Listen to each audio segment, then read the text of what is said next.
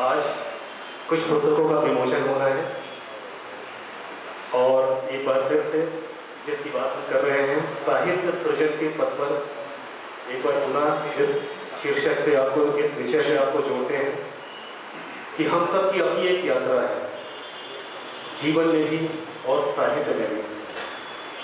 और उस यात्रा में आज यहाँ पर जितने भी सभागार हैं, जितने भी लोग उपस्थित हैं, हम सब उसके साक्षी हैं, एक दूसरे की यात्राओं की।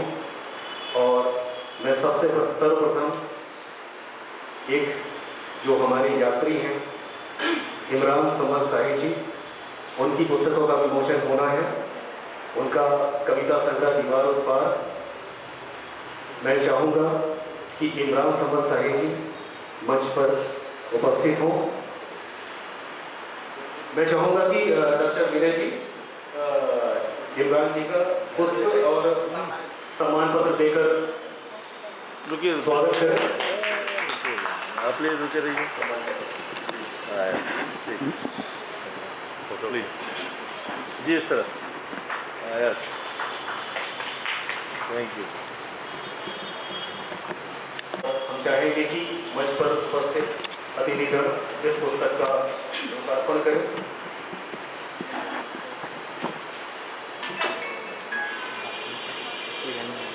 एक सबको ट्रांसफर कर दीजिए।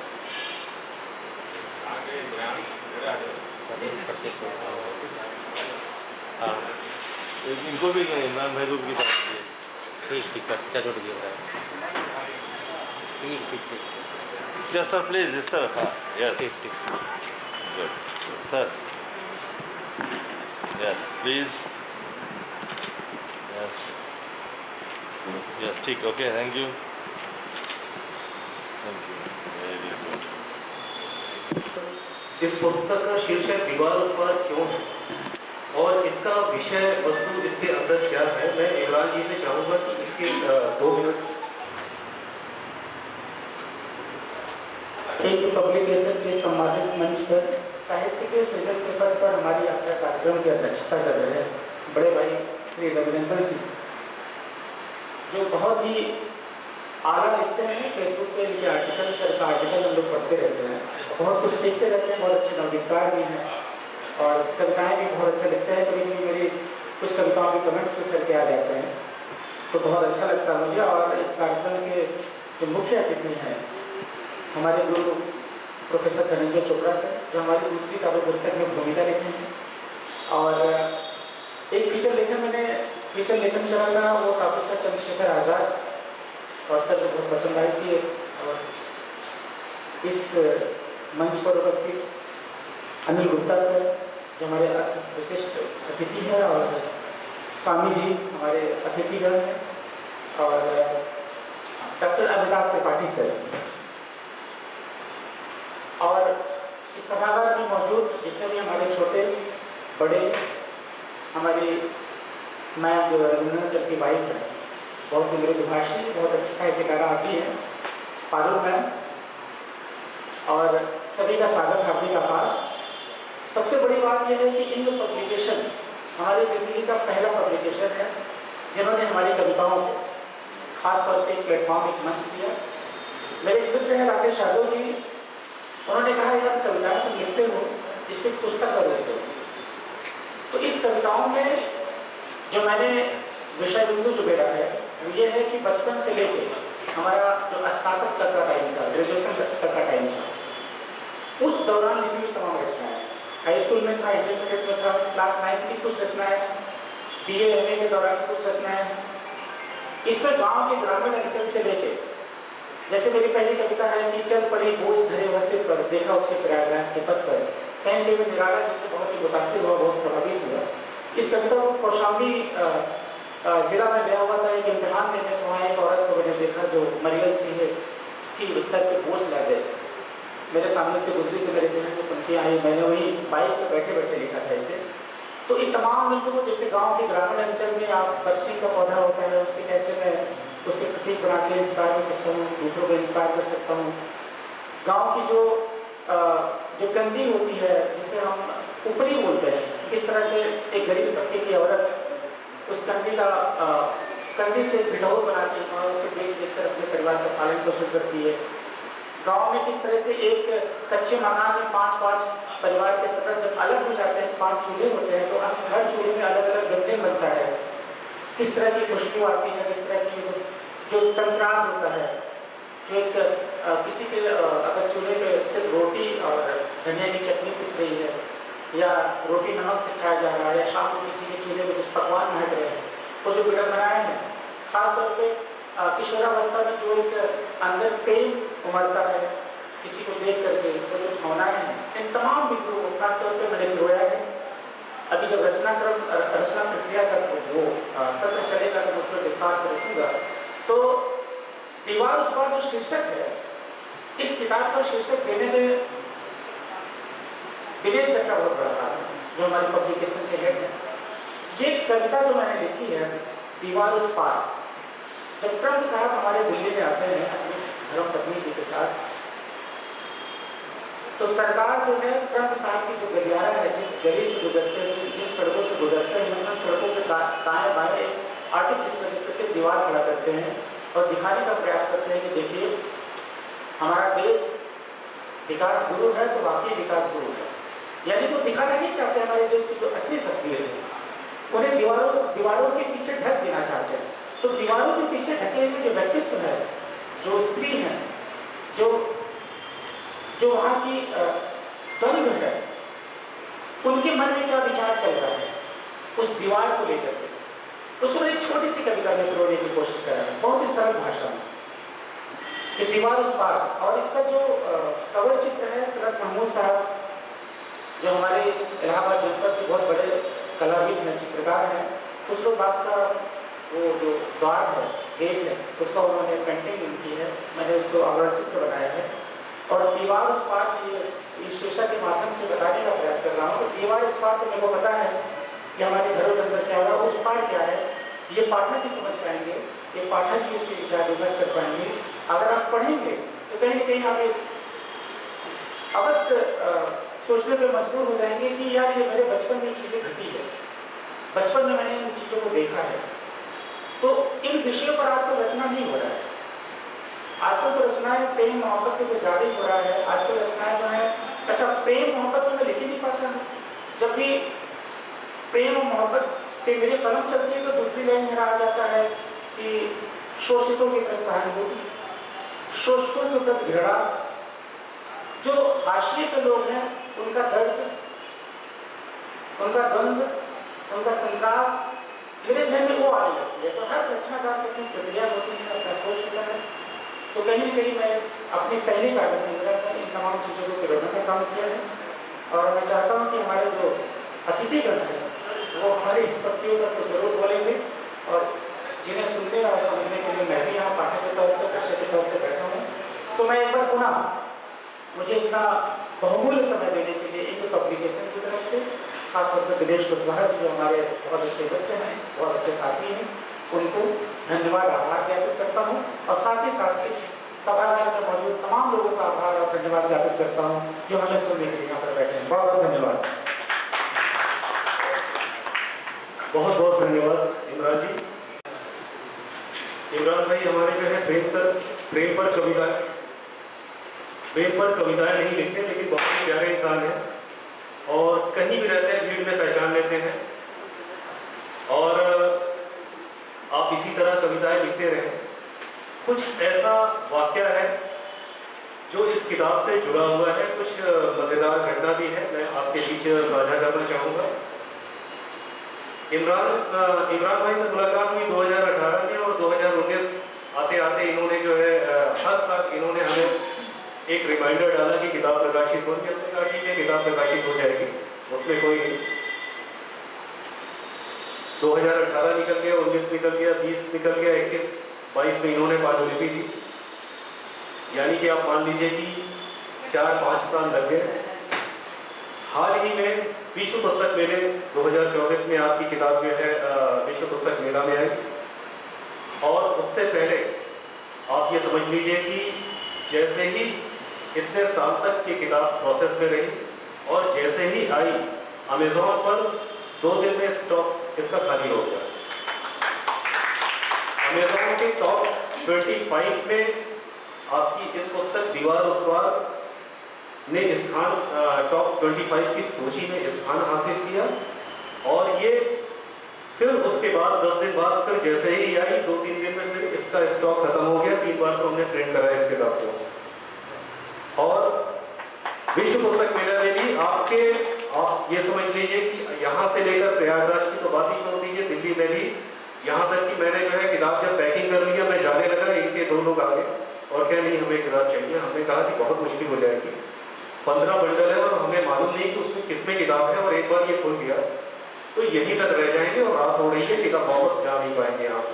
तो किसी तरह उनको मनाया, उन्होंने इनको भी फ़ोन किया, इनसे भी हमने असमर्थता जाहिर की। हमने कहा कि आप अपना एड्रेस दे दीजिए किताब, जैसे कि मतलब कि इमरान भाई के इस किताब के मतलब इतने ज़बरदस्त ये चर्चा में रही दीवार उस पर लगातार 2-3 महीने तक।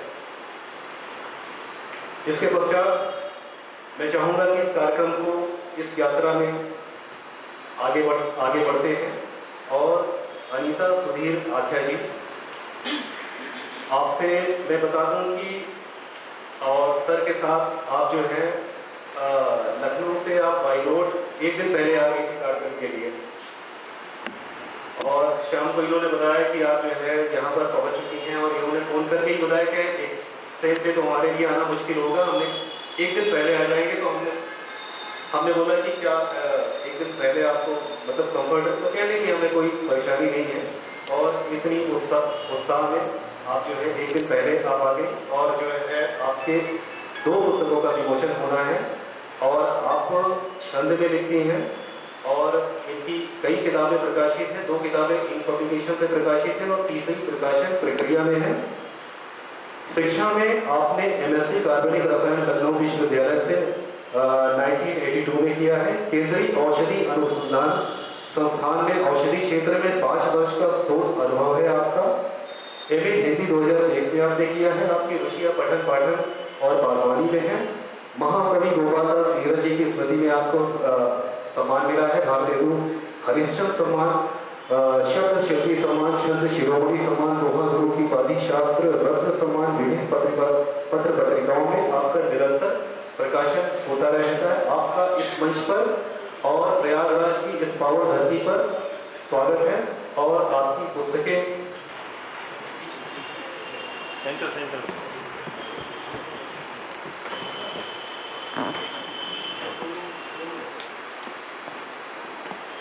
सर हो गया 2 पुस्तकें, दोनों पुस्तकें ले लीजिए जी। Yes please clapping. रुके रहिए। Yes please. Thank you sir. बहुत बहुत धन्यवाद। विनय कुमार श्रीवास्तव जी, पुष्प प्लीज सर जी, और सम्मान पत्र साथ में प्लीज सर जी। बहुत बहुत स्वागत है आपका। और मैं चाहूँगा 2 शब्द इस सभागार के लिए जो एक याद रह जाएगा। मंथन एक दोहा संग्रह है, और भाव उर्मिया ये समैया छंद पर आधारित है। अच्छा, तो मैं चाहूँगा कि आप इसके बारे में प्रस्तुति दें।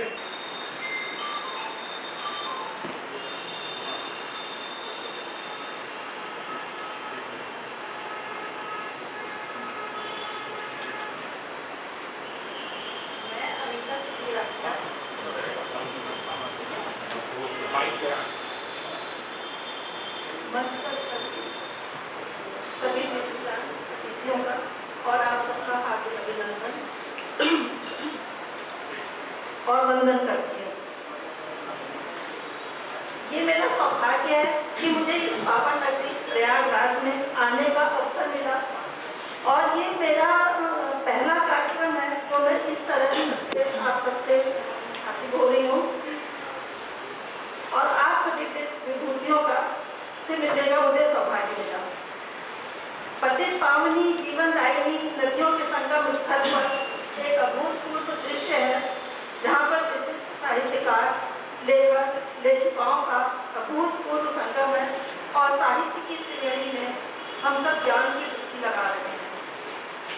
इंक पब्लिकेशन की सभी प्रबुद्ध जनों का और दिनेश कुशवाहा जी का हार्दिक आभार, जिन्होंने हम लोगों को यह मौका दिया कि मैं यहाँ पर आप सबके सामने आज उपस्थित हो सकी।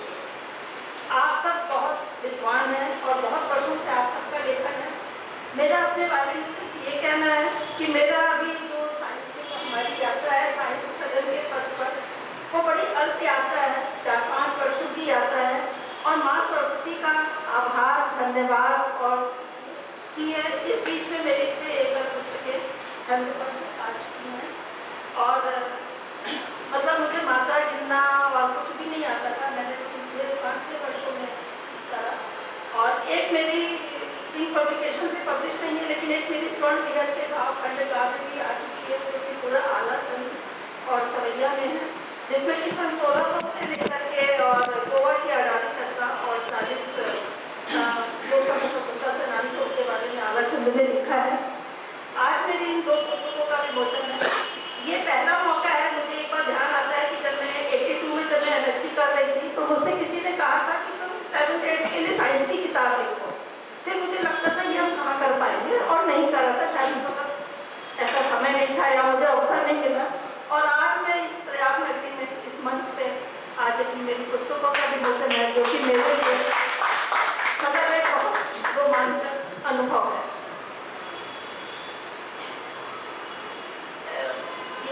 एक छंद समिधा है और आरी गीत का संग्रह, वो तो इन्होंने बताया ही है। मंथन ये एक दोहा संग्रह है। इसके नाम का यही मतलब होता है, दोहा में क्या होता है कि 2 पंक्तियों में अपने भावों को धोकर 13-11 की मात्रा में बांधना होता है। एक निश्चित शिल्प होता है, एक निश्चित गल संयोजन होता है। तो मुझ अकिंचन यहाँ बड़े-बड़े साहित्यकार बैठे हैं, मुझे थोड़ी सी घबराहट भी है कि मतलब मैं आज आप सबके सामने मैं निश्चित है, मैं पहली बार ऐसे मंच पे आई हूँ।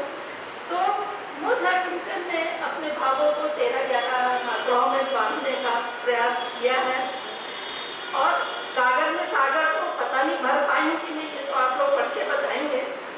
लेकिन मैंने ये कोशिश की है कि जो हमारी हिंदी की शुद्ध वर्तनी और सरल भाषा हो उसका प्रयोग किया है। मैंने देशज भाषा का प्रयोग नहीं किया है, आवत खावत गावत या इस टाइप का इसलिए नहीं किया है कि उसमें काव्य सृजन के लिए अपनी बोलियां हैं और अगर हमें हिंदी का सम्मान करना है तो मुझे अपने छंदबद्ध और हिंदी की शुद्ध वर्तनी में करना होगा। मेरे लिखने की भी एक मतलब रोचक कथा बताते हैं आपको। पिछले 4 साल पहले 5 साल पहले मुझे कुछ ऐसी बीमारी हुई कि मैं बेड पे आ गई। मैं 3 साल बेड पे रही और मुझे अपना समय काटना था।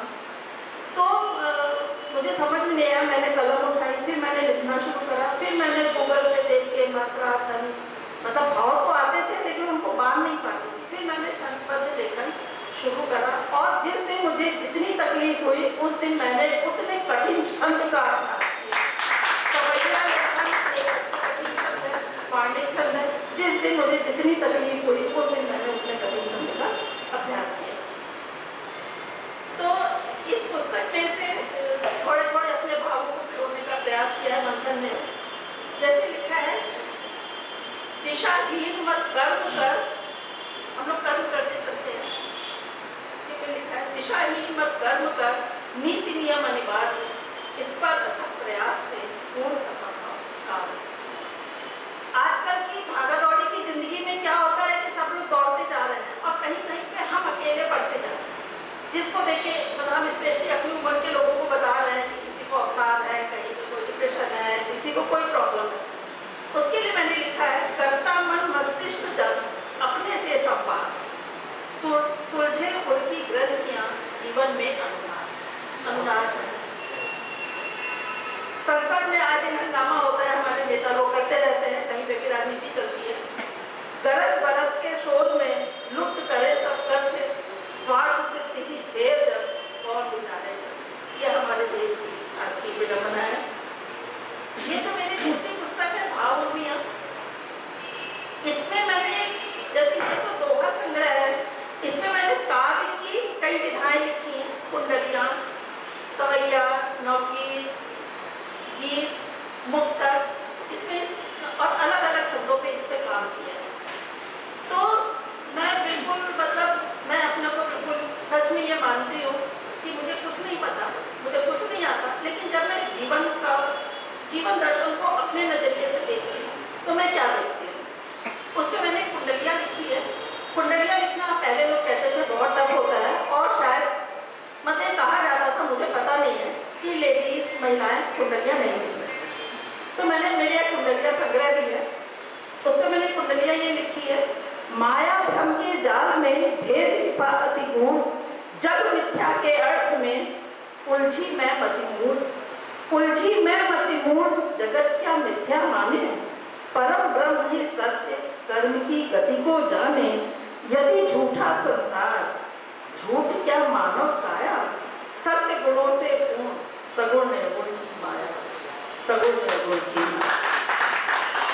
एक मन में और बड़ी कसक होती है, हिंदी दिवस मनाते हैं और हमारे पास सबके व्हाट्सएप पे मैसेज आते हैं, happy Hindi day, happy Hindi day message आता है, उसके लिए लिखा है हैप्पी हिंदी डे संदेश, हैप्पी हिंदी डे संदेश दिवस विचार किया, हैप्पी हिंदी डे संदेश दिवस विचार किया, सेज सौत ने साझा कर ली, नित्य शिकार किया। ये नवगीत है जो कि इस पुस्तक में है। एक मैंने मुक्तक लिखा है आज की, मेरा भी जैसे अभी आपने बताया कि मैं प्रेम नहीं लिख पाती हूँ, मैं भी प्रेम नहीं लिख पाती हूँ, क्योंकि जब प्रेम लिखने बैठती हूँ तो आसपास की इतनी सारी समस्याएं दिखने लगती हैं, तो मैं भी प्रेम नहीं लिख पाती हूँ, श्रृंगार रस नहीं लिख पाती हूँ, या शायद उम्र नहीं है ऐसी।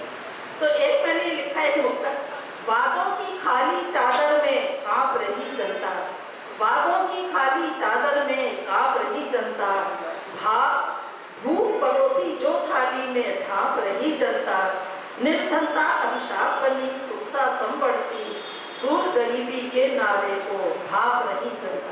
ये कुछ दीवार के उस पार की कहानी है जो आपने लिया। और एक अपने लिए 4 पंक्तियों में कह के मैं अपनी बात खत्म करती हूँ।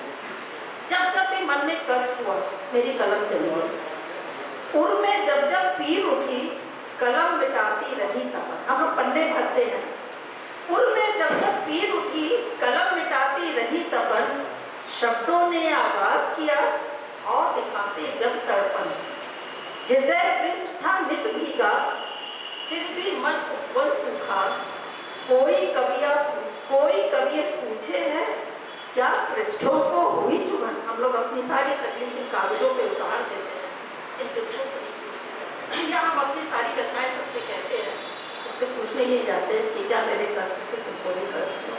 धन्यवाद आप सभी का।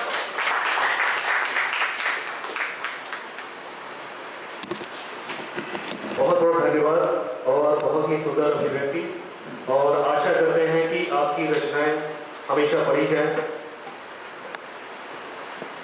इसी के साथ बहुत बहुत धन्यवाद।